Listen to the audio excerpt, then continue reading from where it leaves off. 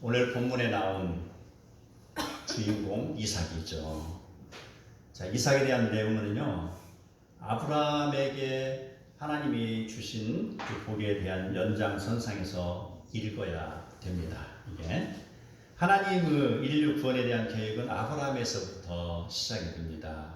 세상에 많은 사람이 있지만 하나님께서는 아브라함을 부르시고 그를 통하여서 큰 민족을 이루게 하신다고 우리에게 말씀하셨습니다. 자, 그 아브라함, 그가 죽고 이제 그의 아들 이삭의 무대가 펼쳐진 것이죠. 이삭이 이제 그 자기의 주도권 하에서 삶을 살아가는데 그가 머무르던 곳 그 땅에, 바로 가나안 땅을 이야기하죠, 흉년이 들었습니다. 그리고 흉년을 피해서 이삭이 전에 자기 아버지 아브라함이 가나안의 흉년을 피해서 애굽으로 내려갔던 것을 기억을 하고 똑같이 지금 애굽으로 향하고 있는 길에서 지금 하나님을 만난 것이죠. 그래서 그 가는 도중에 블레셋 땅 그랄에 이르렀을 때 하나님이 이삭을 불러 세우는 게 오늘의 대화 내용입니다. 그때 하나님 이삭에게 애굽으로 가지 말고 그랄에 머무르면 아브라함에게 약속하신 네 자손을 하늘의 별과 같이 번성하게 하며 이 모든 땅을 네 자손에게 주리니 네 자손으로 말미암아 천하 만민이 복을 받으리라고 말씀을 하십니다. 당시 그 지방 역시 흉년을 피할 수 없는 곳입니다. 가나안 땅에 흉년이 들었다는 것은요, 지금 블레셋이 가나안에 속해 있는 것이죠. 그래서 바로 가나안 땅 전체와 그다음에 서남쪽에 있는 블레셋 땅 역시 흉년이라는 것이죠. 자, 그 흉년의 땅에서 하나님이 바로 이삭에게 약속을 하는 것이죠. 번성하게 하신다, 이렇게 이야기하십니다. 그리고 이삭이 하나님의 명령을 듣고 더 이상 애굽으로 내려가지 아니하고 블레셋 땅 그랄 지역에 머무릅니다. 그리고 그곳에서 농사를 지었더니 성경에 보니까 그 해에 100배의 소득을 얻었다라고 기록이 되어 있습니다. 이삭이 어떠한 농사짓는 비법이 있어서, 기술이 있어서, 어떠한 환경이 더욱 좋아서 그러한 수확을 얻었다라고 우리는 해석을 할 수 없습니다. 똑같은 입장에서 블레셋 사람들은 이미 이삭보다도 농사짓는 기술이 발달해 있고요, 더 많은 지역에 농사를 짓고 있잖아요. 오랜 경험이 있고요. 그러나 하나님께서는 농사의 초보자인 이삭을 통하여서 100배의 결실을 이루게 하신 것. 그뿐 아니죠. 농작물의 축복과 더불어서 이삭이 가지고 있는 소나 양이 가득하였다. 그리고 종들이 많았다. 이 말은 곧 이삭이 거부가 됐다는 것입니다. 단순하게 물질적인 거부만 된 게 아니고요, 그의 종들이 많이 있기 때문에 인적인 그런 능력도 가지고 있는 것이죠. 그래서 거부가 됐다라는 것은요, 많은 자기의 종들을 거느리고 있는 것이 성립이 되는 것입니다. 이 모든 것이 하나님의 인도하심, 하나님의 주도적인 섭리 속에서 이루어진 것을 우리는 알아야 될 것입니다. 자, 이러한 모습을 바라보던 블레셋 사람들 어떠한 반응을 보일까요?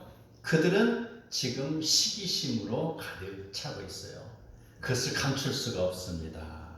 그리고 급기야는 그들이 이삭이 현재 머무르고 있는 곳, 아브라함 때 팠던 모든 우물을 막고 흙으로 메워버리는 그러한 나쁜 행위를 벌이고 있습니다. 그리고 또 더불어서 블레셋 왕 아비멜렉이 이삭에게 이야기합니다. 너는 우리보다 강한 즉 우리를 떠나라, 이렇게 이야기하고 있죠. 남이 잘 되는 것을 보지 못하는 심보, 이것은요 우리나라의 속담과도 같습니다. 사촌이 돈을 사면 배가 아프다. 왜 배가 아파요? 그 소화제 먹여야 되나요? 배가 아프다는 것, 바로 심적인 아쉬움이겠죠. 저 사람이 나보다 더 잘 되네, 그 비교식 때문이라는 것이죠. 그것 때문에 스트레스 받지 마시기 바랍니다. 아멘. 옆에 돈 많고 많이 훌륭하게 성장하고 출세한 사람이 있으면 그 사람의 덕을 봤으면 봤지, 우리가 그 사람에게 어떤 해로움을 당하는 건 아닐 거 아니에요. 옆에서 누가 잘 되면 박수 쳐주세요. 누가 사법고시 합격했네, 현수막 걸리면 그냥 박수 한번 쳐주시고, 또 누가 하나님의 은혜를 받아가지고 성령 충만했는데 그러면 더욱더 큰 박수를 쳐주시고, 우리 함께 그 길을 걸어가는 거예요. 이렇게 시기할 게 아니라 격려해 주는 것이 우리에게는 필요합니다. 아멘. 자, 이러한 일을 당했을 때 이삭의 반응, 그곳을 떠나 그랄 골짜기에 이르러 거류하며 블레셋 사람들이 메운 우물을 다시 파기 시작합니다. 팔레스타인 지역은요, 물이 굉장히 귀한 곳입니다. 그래서 우물 하나 소유하고 있다는 건 큰 재산의 가치가 있는 것이죠. 제가 팔레스타인 지역의 세겜이라는 곳에 가봤는데 야곱의 우물이라고 하면서 입장료를 받아요. 그래서 옆에 보니까 도르래가 있는데, 도르래가 있으면 옆에 그 밧줄이 이 정도 이렇게 있어요. 투명히 갖고 그걸 뚝 내리면 또 한참 내려가는 것이. 그러면 깊이가 깊다는 것이잖아요. 그 사람은요, 물 하나 가지고 이제 그 집 주인이 누군지는 모르겠어요. 지금 현재 소유주 등기부등본을 띄워봐야 알겠는데, 그 소유주가 누군지 모르겠는데, 그 사람은 물 때문에 돈을 버는 게 아니라 입장료 가지고 평생 배가 불러요. 그 사람.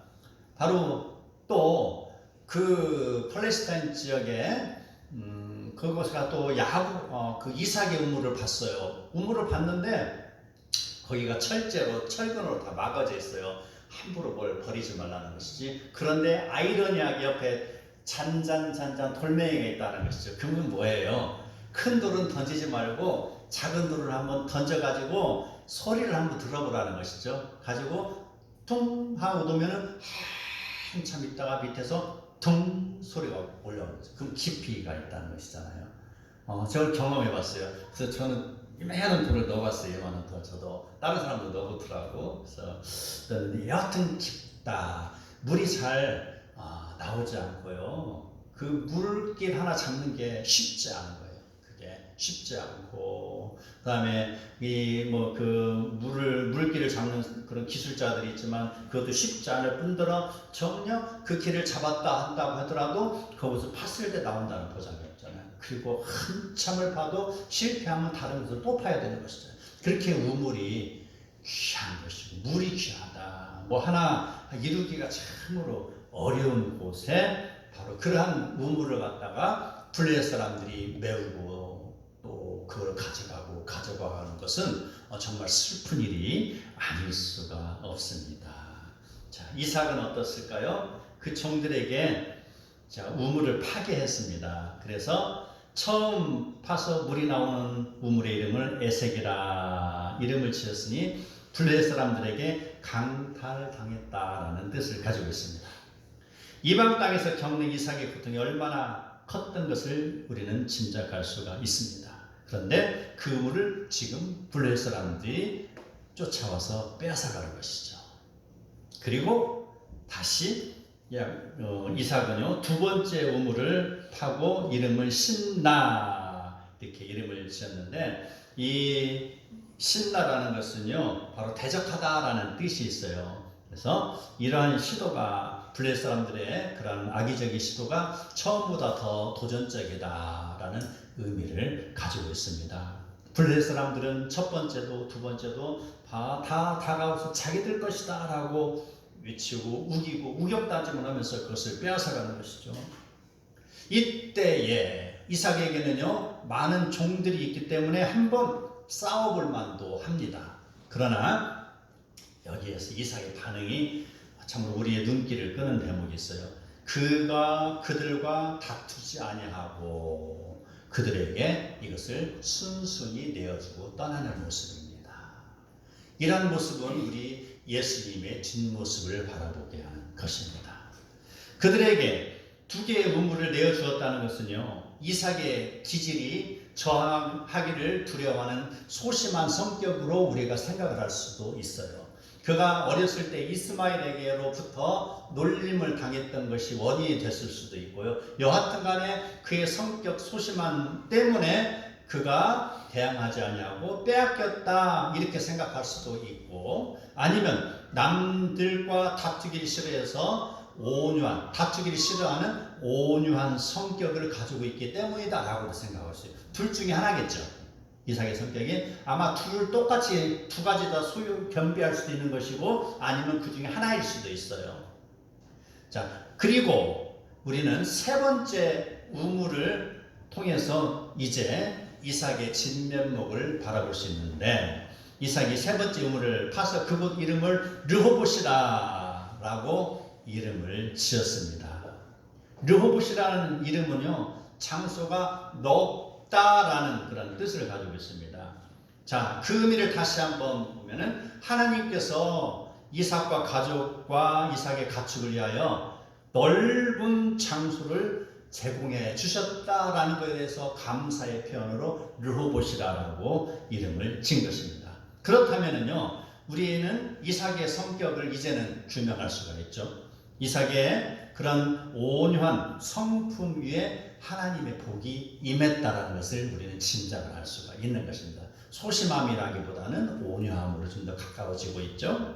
그리고 이삭은 하나님의 명령에 의해서 이제 그곳을 떠나 부엘세바로 올라갔더니 라는 대목이 있습니다.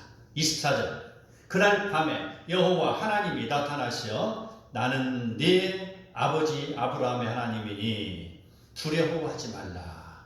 내 종 아브라함을 위하여 내가 너와 함께 있어 네게 복을 주어 네 자손이 번성하게 하리라 말씀하시니. 25절, 이삭이 그곳에 제단을 쌓고 여호와의 이름을 부르며 거기서 장막을 쳤더니 이삭의 종들이 거기서도 우물을 팠더라. 그들이 가는 곳마다 그들은 우물을 팠어요. 그리고 하나님의 은혜를 경험하고 있는 것입니다. 자, 우리는 이러한 모든 것을 통하여 이삭의 그러한 움직임과 이삭의 성격, 이런 것을 통하여 이제 이삭의 그러한 성격을 이제 정확히 규명을 한번 해봐야 됩니다. 아브라함이 하나님의 명령을 받고 모리아산으로 가서 제단을 쌓고 그의 아들 이삭을 결박하여 제물을 드리려 했을 때, 제물로라고 표현하는 것이 더 정확할 것입니다. 자기의 아들을 결박하고 제물로 드리려 했을 때에 이삭의 반응이 어땠습니까? 전혀 반응하지 않았습니다. 아브라함은 지금 나이가 늙은 할아버지고요, 이삭은 젊은 청년입니다. 그뿐 아니죠? 아브라함의 손에는 지금 칼이 들어져 있잖아요. 칼이. 그리고 칼을 높이 들고 있었습니다. 그렇다면은 이 상황에서 바로 이삭의 성격을 소심하다고 할 수 있겠습니까? 아니면은 그가 순종한다라고 할 수 있겠습니까? 아무리 소심한 사람이라도 자기의 위기 속에서는 도망치기 마련이잖아요. 그러나 이삭에게는 바로 겸손함과 순종함이 있었다는 것입니다. 아마도 이삭이 그의 아버지 아브라함이 하나님의 명령을 듣고 하란을 떠나서 가나안 땅으로 왔고 애굽으로 갔다가 다시 커다란 위기 속에서 구원함을 받아서 팔레스타인에 돌아왔던 것을 들었기 때문에 이렇게 그 아버지의 신앙이 이제 자기 신앙이 되지 않았을까. 그래서 아버지의 신앙과 이삭의 신앙이 지금 동일시되고 있는 대목이 아닌가라고 생각해 보는 것이죠. 아브라함의 신앙은 어땠습니까? 내가 지금까지 경험한 하나님, 내가 실수하고 어려운 상황에 처했지만 하나님께서는 그것을 통하여 하나님의 뜻을 이루시더라. 내가 위기 속에 있을 때에도 나를 구해 주시더라는 그런 믿음의 소유가 아브라함의 신앙이었던 것이죠. 그래서 칼로 그를 내리치려고 했던 것 역시 내가 내 아들을 제물로 드리면 하나님이 그를 살려주실 거다라는 믿음의 확신이 있던 것이죠. 이런 아버지의 신앙이 지금 그의 아들 이삭의 신앙이 된 것이죠. 이게 바로 부모의 신앙이 자녀에게 유전이 되는 것. 그렇다면 우리는 이삭의 성격을 소심하다고 표현할 수가 없습니다. 이삭의 성격은요, 인류의 죄를 대신하여 십자가에서 묵묵히 죽으시는 예수 그리스도의 뒷모습입니다. 그래서 그의 성품을 잊어 우리는 온유하다라고 규정을 지을 수가 있습니다. 이삭은 아무쪼록 아말렉이 주도하는 블레셋 사람들과 다투지 아니하고 그곳을 내어주며 불평 없이 떠났으니 그는요 우물이나 세상의 가치를 붙잡은 사람이 아닙니다. 그는 전능하신 하나님을 의지하는 참다운 신앙인의 모습을 지금 우리에게 보여주고 있습니다. 아멘. 마태복음 5장 5절에 보면은요 온유한 자는 복이 있나니 그들이 땅을 기업으로 받을 것이라 고 말씀을 하였습니다. 인간이 복을 받는 비결, 이게 중요합니다. 인간이 어떤 무력이나 어떤 노력이나 어떤 치밀한 계획이나 어떤 인간적인 꼼수나 방법에 의하여서 복을 받는 것이 아닙니다. 복의 주체는 하나님이십니다. 하나님께서는 온유한 자에게 복을 주시는 것을 우리는 믿어야 할 것입니다. 아멘. 이삭으로부터 첫째 우물과 둘째 우물을 갈취했던 아비멜렉과 그 일당들, 그들은요 잠시 콧노래를 부르며 승리의 축배를 들고 있었습니다. 그런데 갑자기 무서운 공포가 몰려오기 시작합니다. 이것은요 바로 예수님을 십자가에 못 박고 승리했다고 자축했던 사탄과도 같은 개념이죠. 사탄은 지금 자기들이 예수를 죽였다고 승리의 잔을 높이 치겨 세우고 있다가 그들은 실패한 것을 뒤늦게 깨달은 것이죠. 내가 지옥으로 떠밀려서 보내야 될 많은 사람들을 저 예수라는 사람이, 예수라는 분이, 하나님의 아들 예수가 바로 그들의 죄악의 길을 다시 구원의 길을 인도했다. 그러면 나의 계획은 실패했네라고 한숨을 지는 거나 마찬가지죠. 사탄은 두려움을 느끼는 것이죠. 예수 그리스도 앞에서. 마찬가지로 지금 아비멜렉 역시 이삭의 모습을 보고 커다란 두려움과 공포를 느끼고 있는 것입니다. 그래서 자기들이 우물을 갈취하는데 불구하고 아무런 반응을 보이지 않는 그런 이삭의 반응이 이상하게 느껴집니다. 그리고 이삭이 땅을 파는 족족 물이 펑펑 솟아오르니 이것은 인간의 힘으로 이루는 것이 아니구나 라는 생각을 했을 것입니다. 이것은 분명히 신의 도움이 아니고서는 이루어질 수 있는 상황이야 아니야 라는 생각을 하고 있는 것입니다. 정말 나의 생각이 그렇다면 만약에 이삭을 돕는 저 여호와 하나님이라는 분이 우리를 공격한다면 우리는 순식간에 죽을 것이다 라는 두려움과 공포에 쌓이게 되는 것입니다. 그럼 어떻습니까? 아비멜렉은 참 판단이 빠른 사람입니다. 판단이 엄청 빨라서 26절 아비멜렉이 그의 친구 아흐삭과 군대 장관 비고를 데리고 이삭에게 찾아와서 이삭에게 이르기를 28절 여호와께서 너와 함께 계심을 우리가 분명히 보았으므로 우리와 너 사이에 맹세하여 너와 계약을 맺자 이렇게 이야기를 하고 있습니다. 그리고 29절에 이야기합니다. 너는 우리를 해하지 말라. 이는 우리가 너를 침범하지 아니하고 선한 일만 네게 행하여 네가 평안히 가게 하였습니다. 이제 너는 여호와께 복을 받은 자라 라고 말하고 있습니다. 이게 지금 아비멜렉이 이삭에게 한 말입니다. 하나님을 믿지 않는 그들의 입으로 여호와께서 너와 함께 하신다 라고 말하고 있으니 아비멜렉은 지금 하나님의 능력을 바라보는 사람입니다. 이삭에게 하나님의 도우심이 임하고 있는 것을 인식하고 그는 지금 이삭과 조약을 맺고자 하는 것입니다. 이삭이 이전에는 자기 스스로 나약한 자로 인식하고 있었지만 하나님의 방법으로 너그러이 이를 처리하니 이제 바로 전세가 역전된 것을 깨닫게 됐습니다. 그는 지금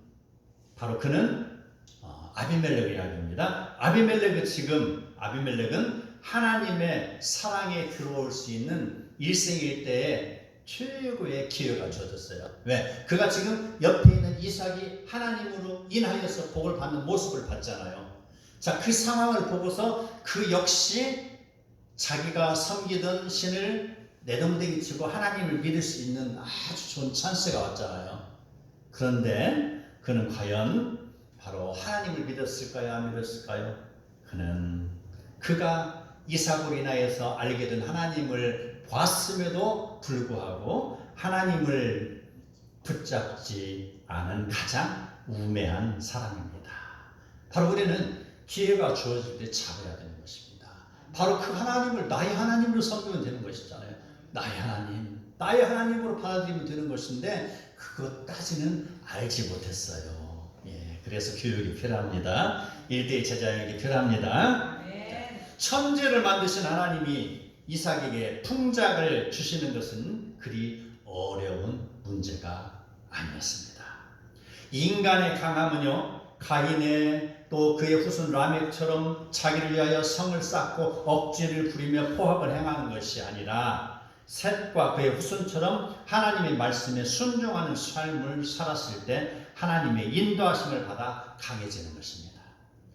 인간의 높음은요, 스스로 높아지려고 바벨탑을 건축하며 그 위에 올라가서 세상을 향하여서 크게 외치는 것이 아니라 캄캄하고 작은 골방에 있을지라도 그가 하나님께 기도하고 교제할 때 하나님의 붙들림을 받아서 높아지는 것입니다. 이게 인간의 높아짐입니다.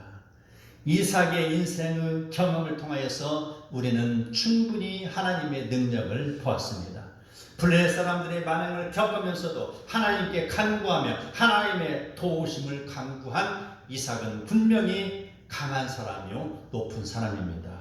우리는 이 대목에서 이삭이 복을 받는 것은 그가 하나님을 의지하는 믿음의 행보에 의한 것임을 알게 됩니다. 그리고 더 중요한 게 있습니다. 바로 그러한 이삭이 복을 받는 것은요, 그의 아버지 아브라함에게 하신 하나님의 약속을 지금 하나님은 이루고 계신다는 것입니다.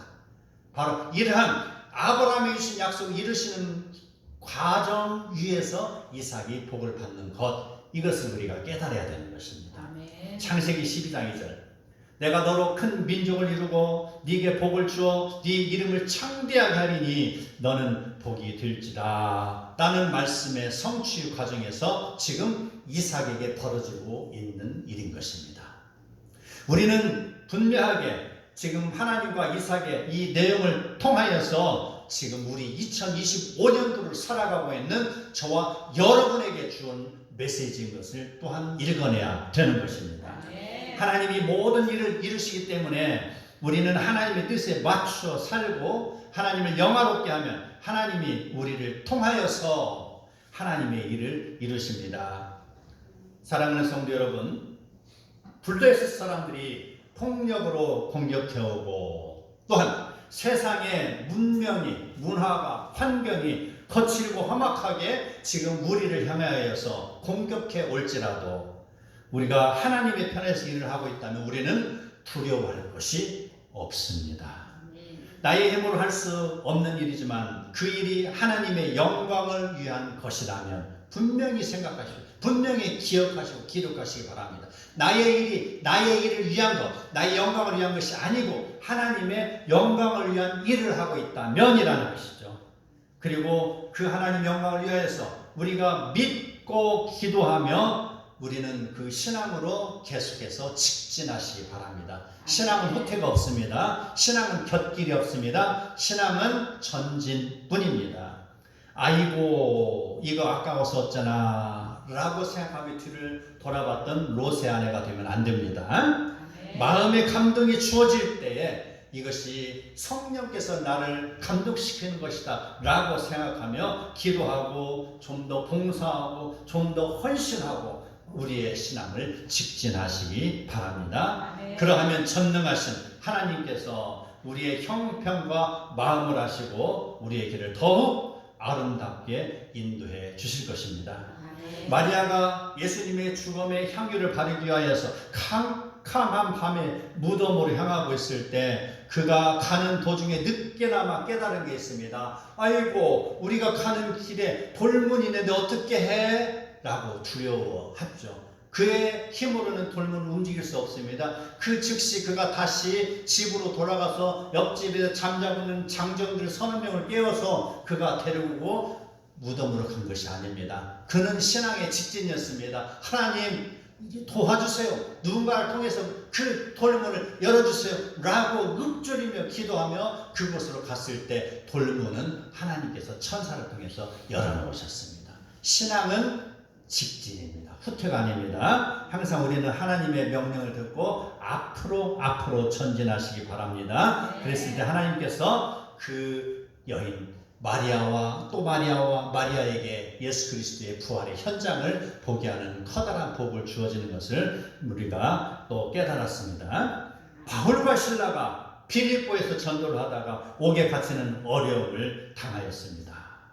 그렇지만 그들은요, 하나님을 원망하지 않고 기도하고 찬송을 불렀을 때 그들의 손과 발에 채워졌던 착고가 풀렸고 옥문이 열리는 역사가 일어난 것을 경험하였습니다.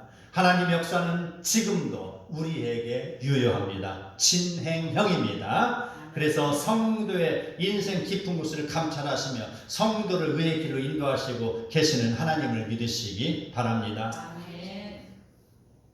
이사야서는 이렇게 이야기합니다. 야곱아, 너를 창조하신 여호와께서 지금 말씀하시느니라. 너는 두려워하지 말라. 내가 너를 구속하였고 내가 너를 지명하여 불렀나니 너는 내 것이라. 사랑하는 성도야, 너를 창조하신 여호와께서 지금 너에게 말씀하시느니라. 너는 두려워하지 말라. 내가 너를 구속하였고 내가 너를 지명하여 불렀나니 너는 내 것이라. 아멘. 의심하는 도마가 예수님의 손에 있는 못자국을 보고서 생명을 다하여 사도의 길을 걸어가는 것처럼 3번이나 예수를 부인했던 베드로가 요한의 아들 시몬아, 네가 나를 사랑하느냐? 라고 물어보시는 주님의 음성을 듣고서 그가 그의 길을 돌이켜서 걸어간 것을 생각하시기 바랍니다. 아멘. 그가 생명을 다하여서 이제 전에는 내가 예수님을 부인하였지만 이제는 내가 결단코 부인하지 않으리라. 내가 이제는 결단코 세상으로 향하지 아니하리라. 내가 이제는 예수 그리스도만 위하여서 살겠노라고 다짐하며 그가 사도의 길을 걸어간 것처럼 우리는 우리의 인생길 주님을 바라보며 걸어가야 할 것입니다. 아멘. 거친 세상에서 실패하거든 그 손 못 자국 만져라. 네가 어둠 속에 걸어갈 때에 그 손 못 자국 만져라. 그 손 못 자국 만져라. 그 손 못 자국 만져라. 주가 널 지키며 인도하시리니 그 손 못 자국 만져라는 찬송을 우리는 다시 읊조리시기 바랍니다. 아멘. 우리의 인생길이 우리를 위한 길이라면 우리가 그 길을 개척해야 할 것이지만 우리의 힘으로 그 길을 걸어가야 할 것이지만 우리의 인생길이 하나님께 순종하며 하나님의 영광을 위한 길이라면 하나님의 길을 열어주시고 분명하게 인도해 주실 것입니다.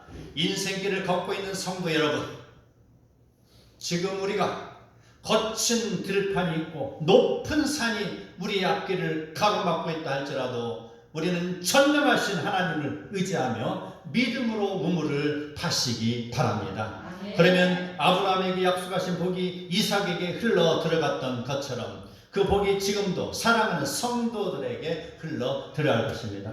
우리 모두 여호와 하나님을 의지하고 순종하며 따름으로 르호봇의 복을 누리는 성도가 다 되시기를 축복합니다. 아멘.